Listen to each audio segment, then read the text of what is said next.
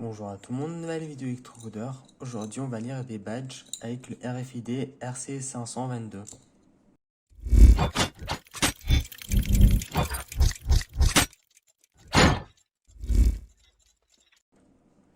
Pour lire des badges avec le RFID RC522, d'abord il faut savoir qu'on lit des cartes grâce aux traits qui sont là.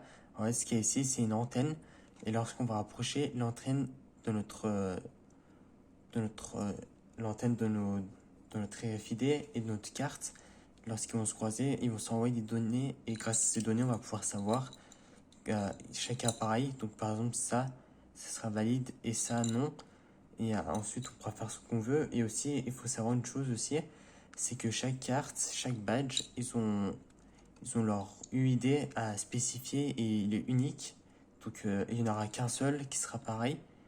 Donc on va dire celui-là, il sera AB 32, 24, 5, 6. Après, c'est peut-être pas ça, mais ça serait quelque chose de différent. Et pour communiquer notre RFID, il utilise le protocole SPI. Donc, pour ça, on aura besoin de plusieurs câbles. D'abord, je vais commencer à relier le VCC. Le VCC, il faut savoir que c'est du 3,3 volts. Donc, il faut le relier au 3,3 volts, sinon on va le griller. Donc, si vous voulez pas qu'il grille, il faut le relier au 3,3 volts, comme ce que je viens de faire. Ensuite, le rosette, on le prend. Et le rosette, moi là, j'utilise un Arduino Uno. Mais si vous utilisez une autre carte, ça ne sera pas le même port. Donc regardez bien les ports SPI. Et dans le programme aussi, le programme que je vais vous montrer tout à l'heure, vous pouvez voir c'est à quel pin qu'il faut brancher normalement. Ensuite, le ground, le GND, on le met au ground de notre carte. Ensuite, il faut que je relie la pin MISO. La pin MISO, moi je vais la relier à la pin 12 de mon Arduino.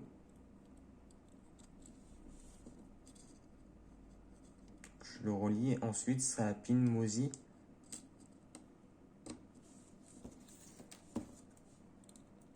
La pin MOSI, on va la relier à la pin 11 de notre carte.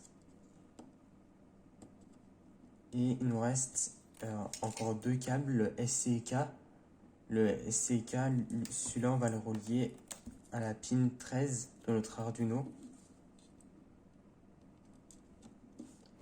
Et on va relier maintenant la pin NSS ou SS, ça dépend comment ils ont écrit sur le vôtre, à la pin 9.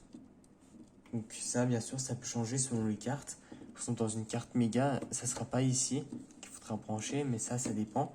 Et si votre module il fonctionne pas ou ça fait pas les bonnes connexions, déjà vérifiez que vos câbles ils sont bons, qu'ils tiennent bien en place. Et aussi, de temps en temps, il faut appuyer sur le bouton reset, parce qu'il suffit que vous bougez un tout petit peu un câble et ça se peut que le module arrête de fonctionner. Donc, parfois, il faut juste faire un petit reset et ça refonctionnera. Là maintenant, on a fini le câblage. Bien sûr, le câblage et le programme sont dans mon GitHub. Et maintenant, on va passer au programme. Donc maintenant, on va passer au programme. D'abord, pour commencer, si vous n'avez pas la librairie SPI, vous la recherchez et vous l'installez. Et aussi, vous devez télécharger la librairie MFR C522. Pour ça, vous faites gérer les bibliothèques. Vous recherchez MFR C522 et vous téléchargez la version by GitHub Community. Vous l'installez la dernière version. Et SPI, si vous ne l'avez pas, normalement il est installé par défaut, mais si vous ne l'avez pas, vous recherchez, c'est Built-in by Arduino, mais normalement vous l'avez déjà, donc il n'y aura pas de souci.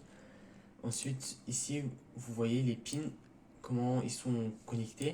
Donc moi ici, c'était une carte Arduino Uno, mais c'est pareil pour les cartes Arduino 101. Donc c'est ici, 9, 10, c'est par rapport à ça que je m'étais repéré. Mais sinon, vous pouvez changer, si vous changez de carte, vous changez aussi de port. Pour une carte Arduino Mega, ce sera ces ports-là. Une carte Nano, ce sera ça. Une carte Leonardo, Pro Micro. Après, il faut regarder ici. Sinon, vous recherchez sur internet les ports SP de votre carte. Ici, donc, c'est les seuls pins qu'on peut changer. C'est le reset et le NSS. Mais c'était là par défaut, donc moi je ne vais pas modifier. Ensuite, dans le setup, on initialise le port série. on prépare le SPI, on va commencer à lire les informations d'IMFRC 522 et on va commencer à afficher des informations. Donc, tout ce qu'il y a là, ça va afficher des informations. Donc maintenant, on va choisir la bonne carte Arduino Uno pour moi, le bon port. Mais d'abord, il faut le connecter. Le bon port ACM0 Arduino Uno. Et maintenant, on va le téléverser. Le programme a été envoyé. Maintenant, il attend des informations. On voit que la version du firmware, c'est 0x92. Donc, c'est la version du programme là. Et c'est la version 2.0 en fait. Là, je vais commencer à scanner. Et vous voyez, on attend que ça finisse bien.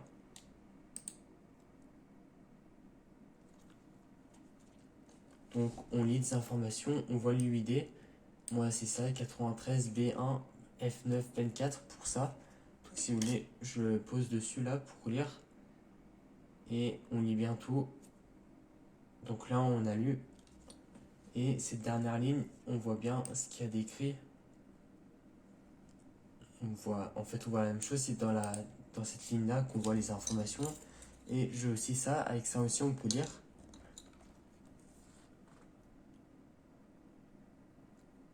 Et donc, pour ça, on voit bien que c'est BB62FA0D, l'UID. Donc, on voit bien que c'est pas les deux mêmes. Les deux mêmes, ils fonctionneront pas. Par exemple, si dans des machines à café ou pour entrer dans un lieu, si vous avez un badge, si vous essayez celui-là, par exemple, on va dire ça c'est pour entrer dans un cinéma, et bien avec celui-là vous pourrez rentrer, on va dire. Sauf que si vous essayez celui-là, il ne fonctionnera pas puisque l'UID ne sera pas valide, donc ça ne fonctionnera pas. Donc c'est pour ça, ce qui est important, c'est l'UID. Et c'est ça en fait ce qui est le plus important dans cette puce. J'espère que la vidéo vous a plu. Si c'est le cas, alors vous pouvez vous abonner, liker, partager et commenter. C'était Electrocodeur. Ciao!